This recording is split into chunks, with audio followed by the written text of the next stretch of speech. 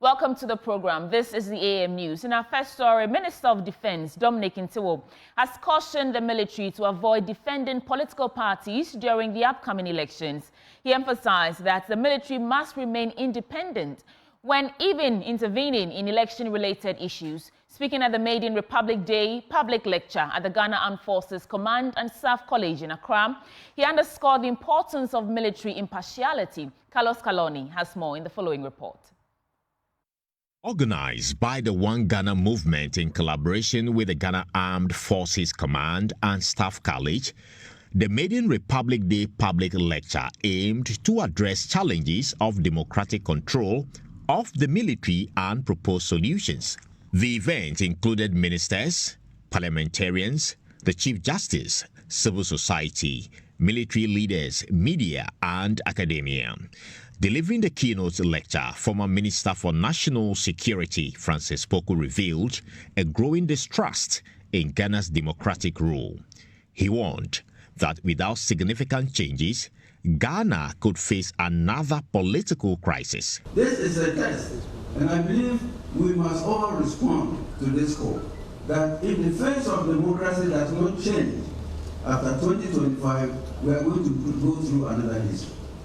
And it must be a collaborative effort. Because I am telling you authoritatively, people are losing confidence in democracy. And the instant reaction, good then, soldier for crying.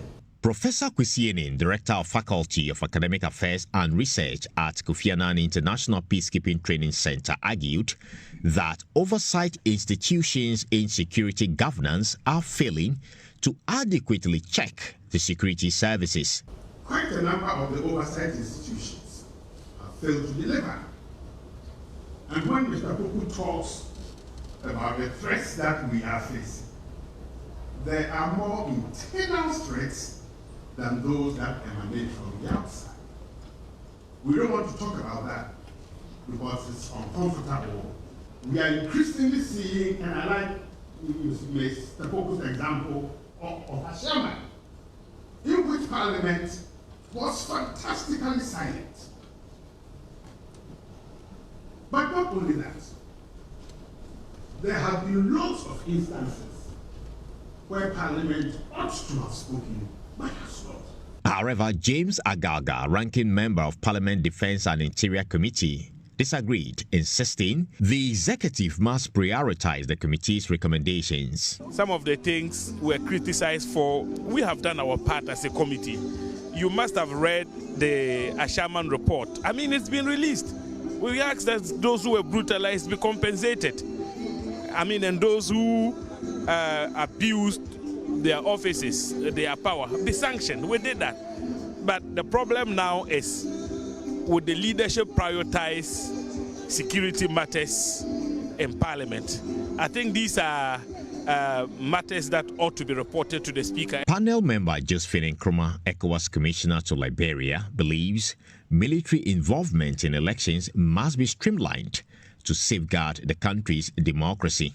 We know that elections are usually, election security is usually managed by the police and led by the police, with the military coming in to support as allied agencies. But what we saw in 2020, I believe, was alarming. And I really would like us to have this conversation on redefining the role of the military in elections. We know the military is needed. How and what role they play is critical in a conversation that we must have to define properly their scope and their role when it comes to elections. Minister of Defense Dominic Ntiwo, however, cautioned the military to avoid partisanship in its duties.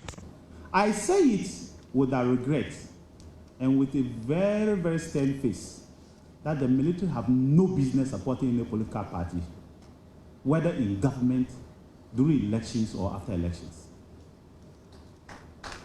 Your job is to stand in the middle and make sure that the people of Ghana have the government they have voted for. That's your job. Do your work and let the politicians do their politics. Indeed, security experts are warning of dire consequences if the country's democracy is not rebooted. According to them, there is a growing disinterest in the current form of democracy being practiced here in Ghana. Reporting from the Hamidou Hall here in the Ghana Armed Forces Command and Staff College, my name is Carlos Caloni for Joy News. The special committee tasked to investigate a leaked audio tape on which some senior police officers were heard plotting the removal of IGP Dr. George Ekufu-Dampare with the former NPP regional chairman Bugri Nabu has found that the said police officers misconducted themselves. The officers, COP Alex George Mensah, who is now retired, Superintendent George Lysander Sari, and Superintendent Eric J.B. Emmanuel, according to the committee, committed a major offense under police regulations and must be sanctioned in accordance with the police disciplinary procedure. The report, which is currently before the House, is also now the subject of controversy after chairman of the committee, Samuel Atachia, refused to sign the report over differences with the other members who all signed. Well, lawyers for the IGP say the development confirms the chairman of the committee, Samuel Atachia, is biased against the Inspector General of Police. Now, listen to Kwame Jan. He's lead counsel for the IGP during the hearings. What has happened has fully confirmed our earlier nightmare that the chairman, Honorable Atachia, had his own agenda and that he was on a frolic of his own, way outside the remit of the committee. And we have been vindicated. We have been in the practice of the House. The chair appointed by the Speaker has no original vote. So Honorable Atachia's vote is only a casting vote if there was a tie, and there wasn't. So far as we are concerned, this report is a unanimous report. Our client, the indefatigable Inspector General of Police, has been sacked from office. We know it's part of the machination of some unscrupulous elements who have an insatiable appetite to be IGP. On the other side, lawyer for Superintendent George Osari, Alfred Papadakwa, says it appears the other side of the committee were in a hurry to hang their client. What is being circulated we've not formally been given a copy of the report, though we are informed that the report has been submitted to Parliament. I have seen what is being circulated, where most of the members have signed, the chairman has not signed. I'm not too sure whether that is the same thing that's before Parliament. But what do you make of the conclusion by majority of the committee that your client acted unprofessionally and was politically motivated? Well, I think that conclusion is a bit perverse, and for all intents and purposes, it looks like somebody was in a hurry to hang our client.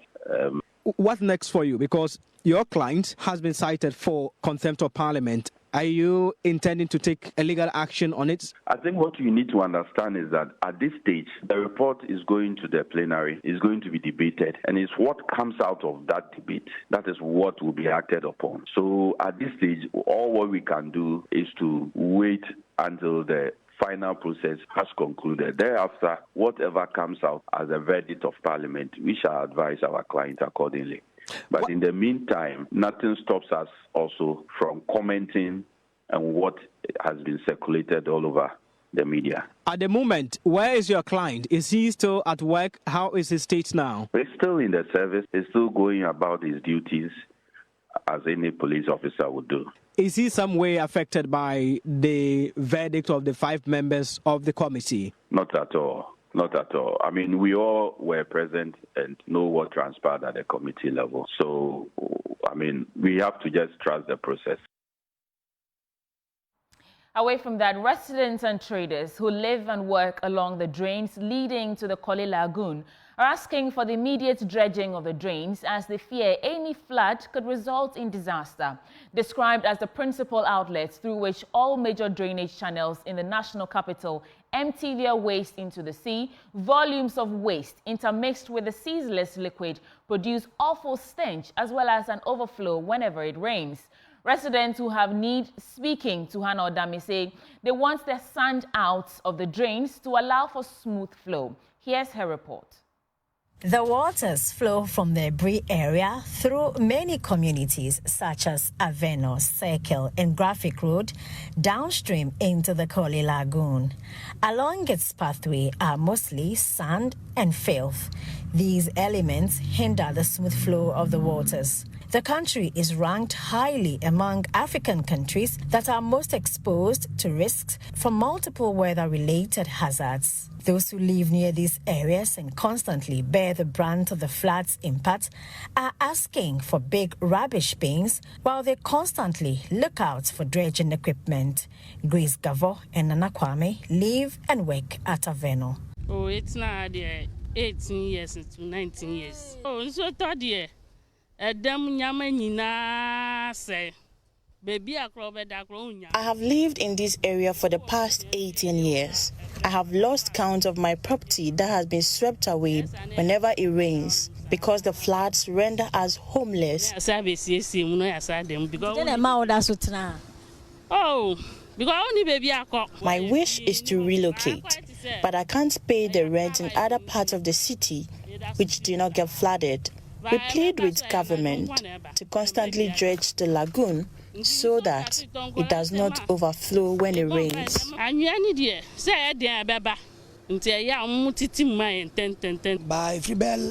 3-4 years in by 2024. When the rain falls continuously, the water overflows its banks, and the force is strong enough to wash vehicles away. When it happens like that, we have to run for our lives. And with the onset of the rains, I plead with authorities to quickly act, or we will not hear good news.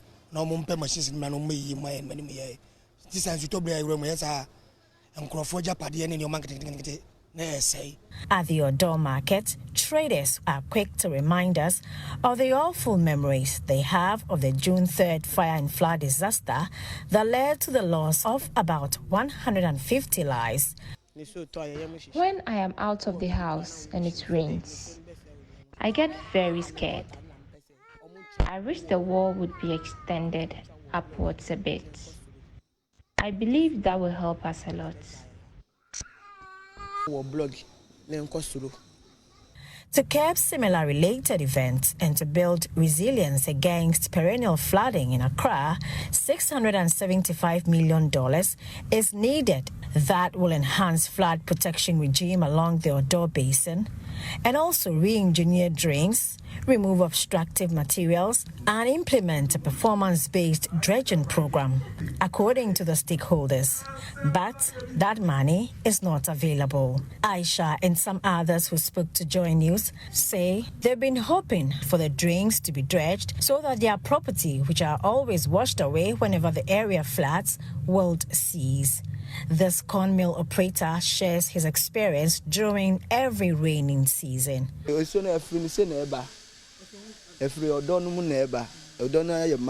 dismantle our corn mill machine and equipment whenever it rains heavily.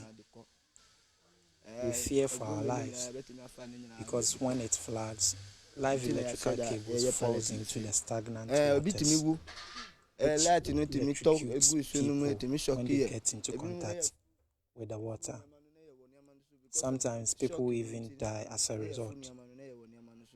We are compelled to climb up the stalls and stay there until the water dries up. We plead with authorities to raise the walls surrounding the Odo.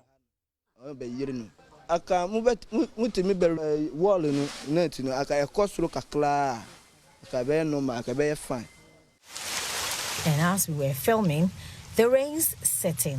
Traders briskly begin to pack their wares to safety. They are not happy about the situation and have one common plea. Last 3 months, a meeting. 3 months ago, the authorities held a meeting with us, and they told us they would dredge the drains. I hope that they will fulfill their promise.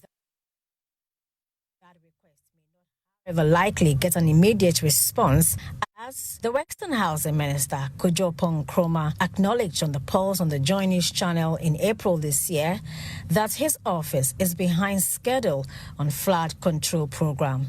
I have inherited a flood control program that is behind schedule. As I've told you, even what we are doing is just about 2% of what we should be doing in the Greater Accra region. The last time we checked, the amount of money involved runs into billions of cedis. It's $200 million. So yes, if you do the conversion, it will run into billions. It's a $200 million project funded by the World Bank. That's a Garrett project. But what has actually been released or spent is not up to $200 million. On the flip side, though, are some assurances from the Greater Accra Regional Minister, Titus Glover. He says a plan exists to desilt all gutters. The assemblies, that is their responsibility. All the drains around, we need to desilt it and make sure any little downpour, the water will just flow. As to when the promise will be fulfilled or the flooding situation permanently addressed, those affected by the negative impact of the rain continue to find alternatives to stay alive and to secure their property whenever the clouds gather. You see, it just started because we are packing off our staffs. We get scared whenever it's about to rain. We can't watch on for the rain to wash us away. Authorities do not care because they have safe places to live with their families. They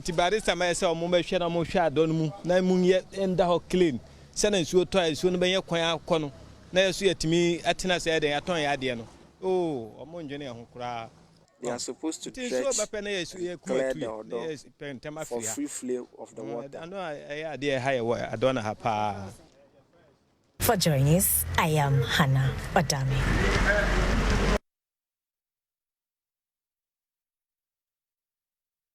Away from that beautiful report from Hannah Odame, the Ochiman Environmental Protection Brigade says land guards working for some estate developers within Aduejiri and Okanta have hatched a reprisal attack on them. The Ochiman Environmental Protection Brigade hinted that the plot was intercepted in a voice recording on a certain water platform.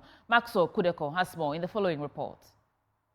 Addressing a deba of chiefs and people of the Benkum division of Achim Ebokwa State at Begro, Osaji Fuamweti of Repenning called on the government to act fast on teacher remuneration.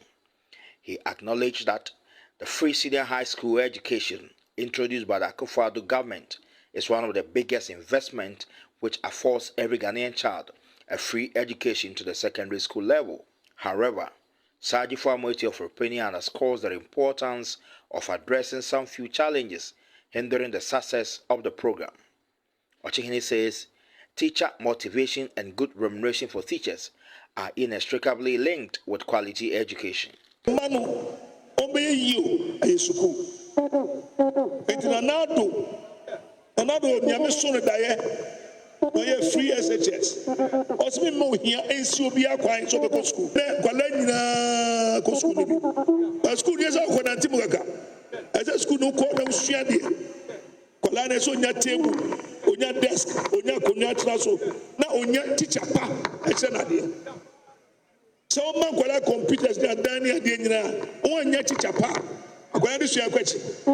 Yen Gracia, and then I go for Chadi, don't call it fear, I got a tema, I can't cry, and in craft for a copy for me, and then say, share teacher for a year.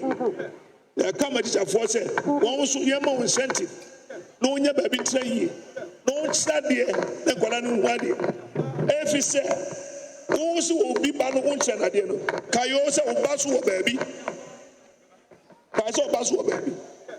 Now, education point of your man on mine or two points. Saji Fuamweti for Repenning also called on leaders to serve in humility and respect. According to Ochihini, throughout history, there is no single rich or great leader who died and was buried with his wealth, but the lives that they impact lives on till eternity. Yeah, far to me, to me there, would it to me, I would assume, or something you to me. I hope I see him to me. As soon as there's power in humility, there's authority in humility. So, Christo. Now, Yesu, or far Torobona say, or far Bokiti, no Nasuya for Nahasi. Yes, or bread was a rule, Nasuya for Nahasi. Some of our members yesterday, but them on your was a guy. So, person, some, and Mawia Cassia. Some, or be anywhere. I'll find it down for each day go. Because we come if I done any much. And will be answered. Abako Semu, Yemboni Dis and the second. As already, Obasumi, already Obashradi. Now, the Abagoso, I want you to try and say, won't see who be. Now, me or Salva Mojo for Penyochimama. The Benkom division is the second largest division within the Achim Ebuakwa state structure, with over 300 towns and villages. Within the Achim Ebuakwa state hierarchy, the Benkom Hini, otherwise known as the Fantiakwa.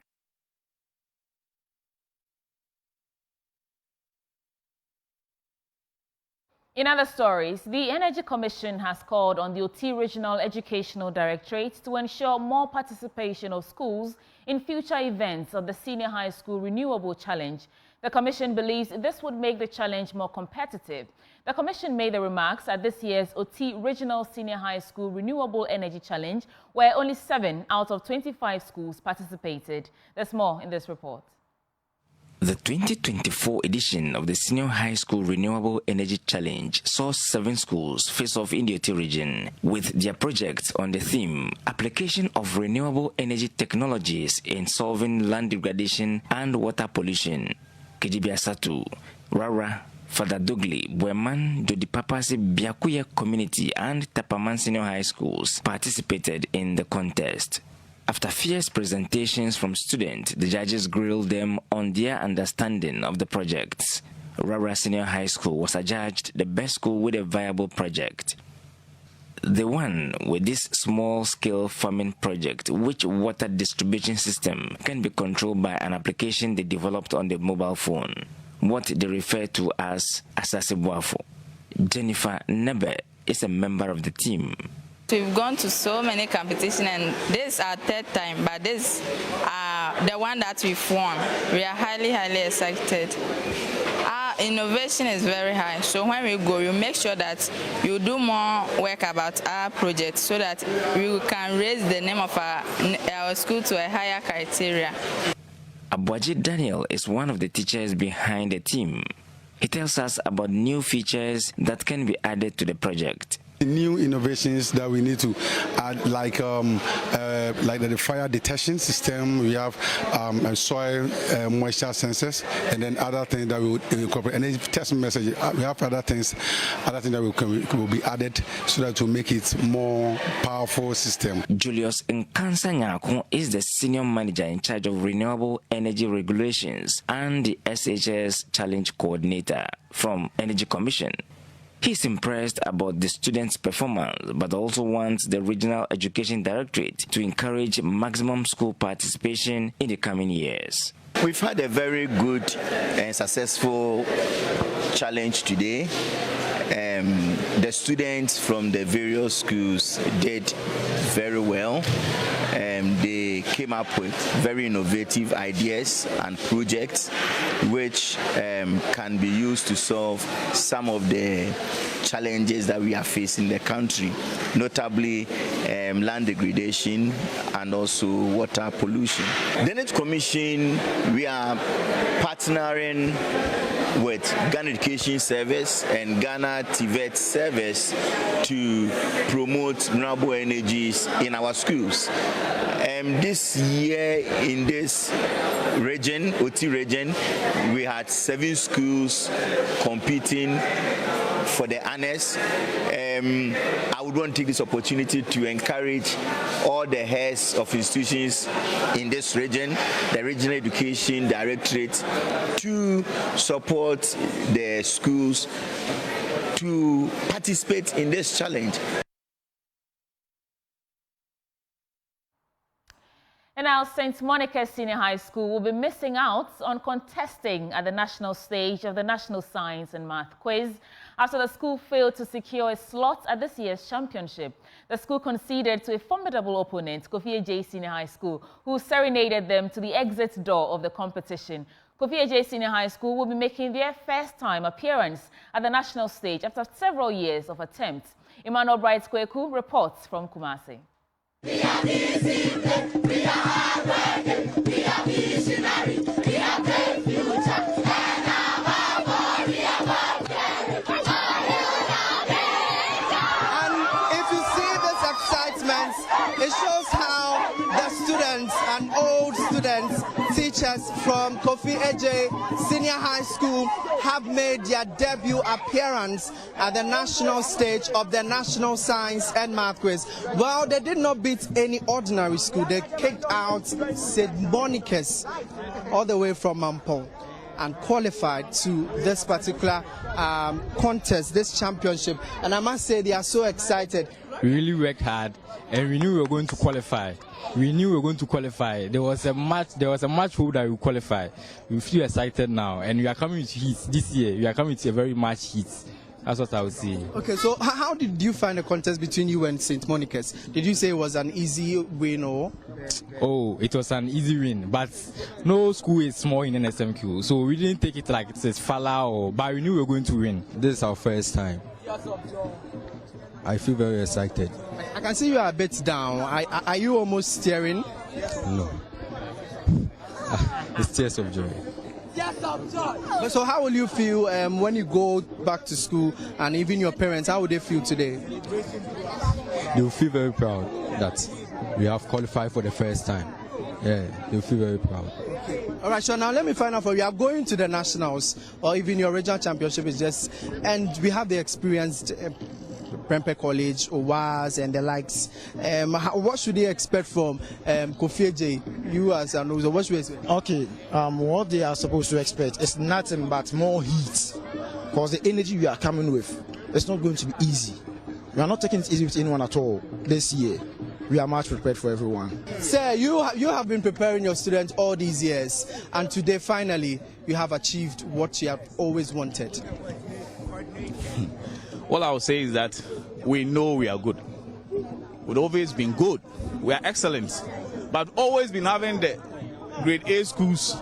So people don't know that we are good.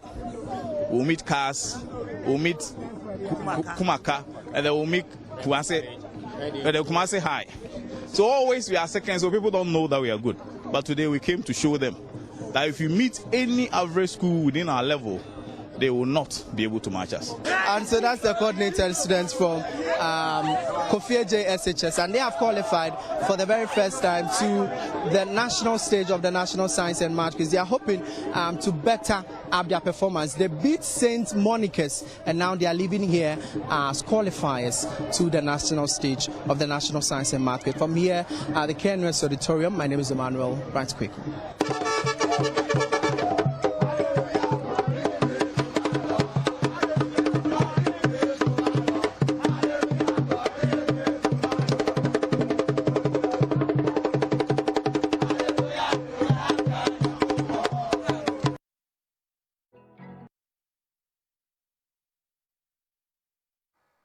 Welcome to the Business Updates. In our first story, economist Professor Patrick Esuming has urged government to focus on long-term reforms that will change the structure of the economy.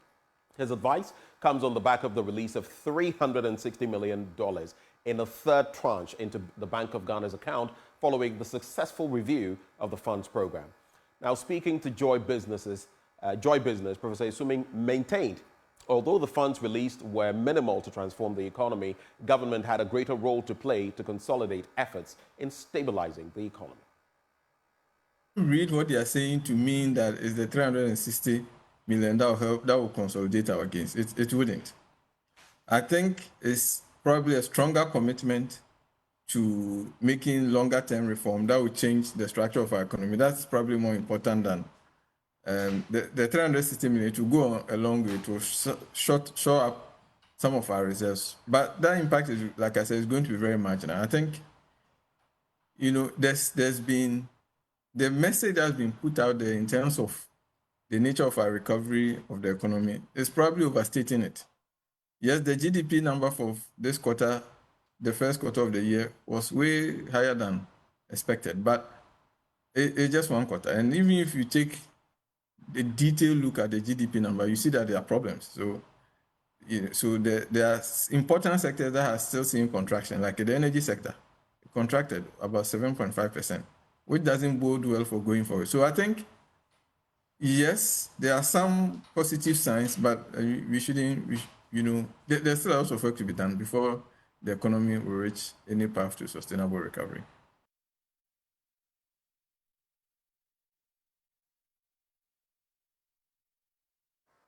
And that's it for the business update. Handing over back to Sweetie Abochi. And on that note, we are wrapping up for the AM News. Coming up next is the news review. You want to stay with us.